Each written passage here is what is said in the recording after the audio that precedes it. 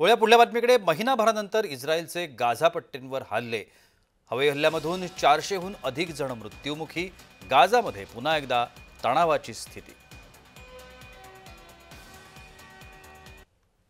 दरम्यान या सगळ्या संदर्भात अधिकची माहिती आपण घेऊया।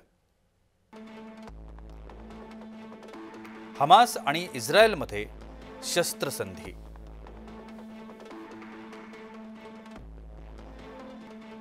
19 जानेवारीला शस्त्रसंधी संदर्भात करार झाला। दोन्ही बाजूंकडून होणारी लढाई थांबवण्याचा निर्णय घेण्यात आला। कराराला मुदतवाढ देण्याबाबत दोन्ही देशांमध्ये मतभेद झाले। इस्रायलचा हमास विरोधात लष्करी बळ वाढवण्याचा निर्धार स्पष्ट दिसून आला। दोन्ही देशांमध्ये ऑक्टोबर 2023 पासून तणाव सुरू आहे।